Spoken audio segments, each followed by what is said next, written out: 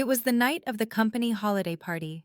My wife, Vanessa, had been distant for months, cold in the bedroom and dismissive during private moments.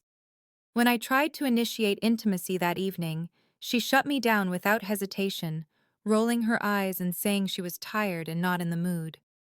That hurt, but more than the rejection, it was her casual disrespect that burned. I didn't react with anger.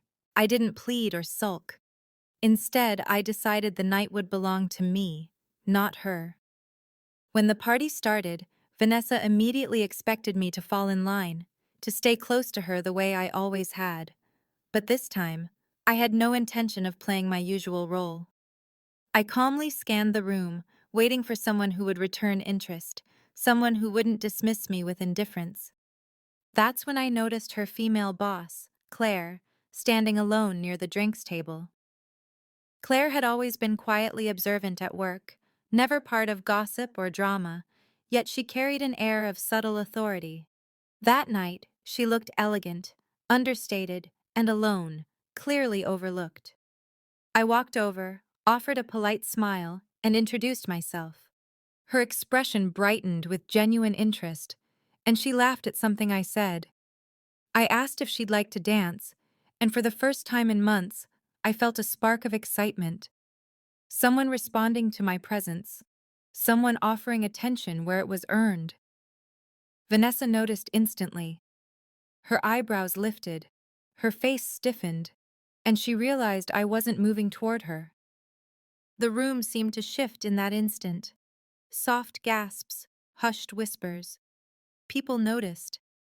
Not the familiar sight of me trailing behind Vanessa, but me choosing someone else.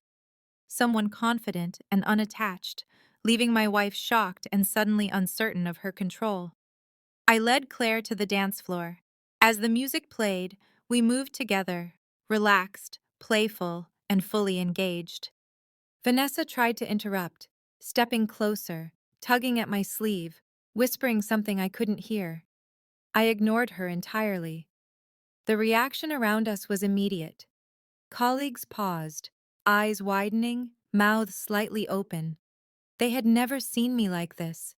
Self-assured, independent, commanding attention on my own. Vanessa's jaw tightened. Her face flushed, caught between anger and humiliation. Her boss, the woman she admired for confidence and authority, was now dancing with her husband, enjoying the attention Vanessa had denied him for months. The whispers grew louder. A few coworkers discreetly recorded the moment. In Vanessa's eyes, emotions collided: jealousy, regret, disbelief.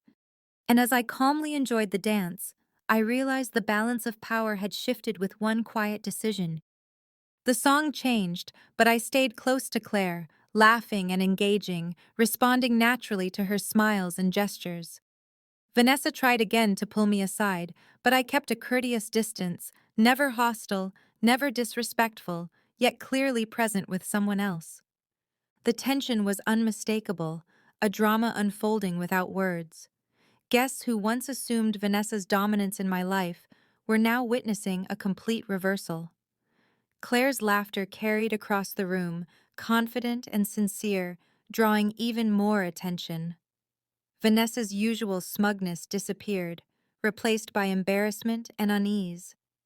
She began to understand that her refusal had consequences beyond the bedroom, public consequences visible to everyone. Every glance from her colleagues, every whisper, every stunned expression reinforced the message. Denying respect and attention came at a cost, and tonight the stage was no longer hers to command. Vanessa finally tried a more forceful approach. She stepped onto the dance floor, partially blocking Claire, her voice sharp as she said, "Stop, that's enough." I smiled calmly but didn't move. Claire matched my composure, gently stepping aside without missing a beat. The energy shifted again. This was no longer just marital tension, but quiet admiration for a man who refused to be controlled.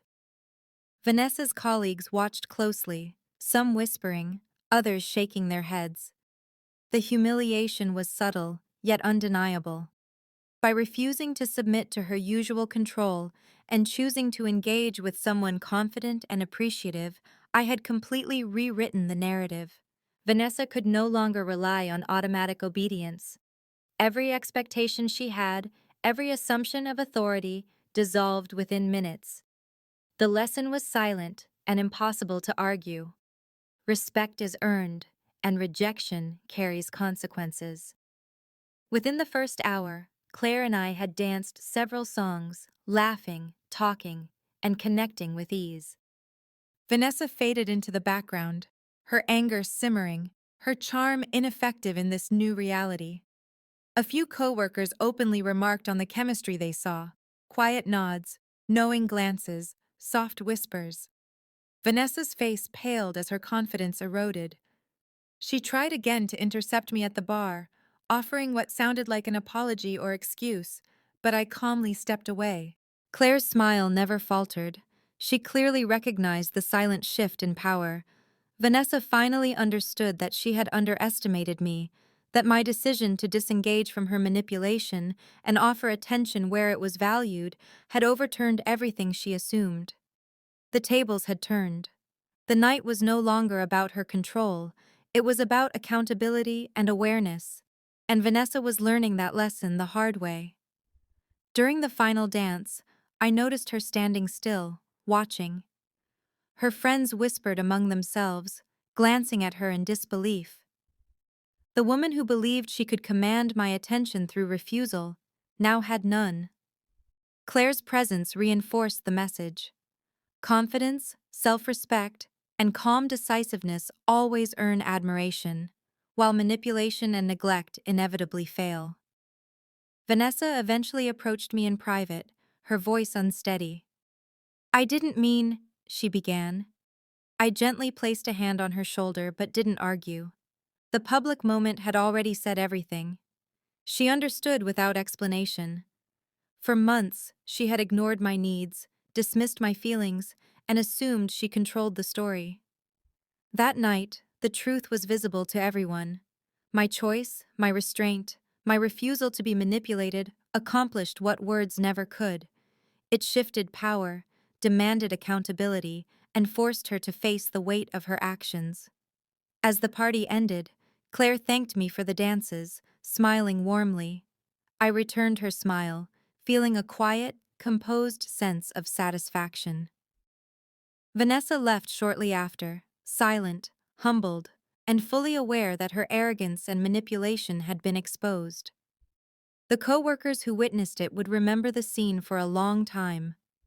The husband who refused to be controlled, who calmly redirected his attention where it was deserved, and the wife who realized her assumptions about dominance and entitlement were wrong.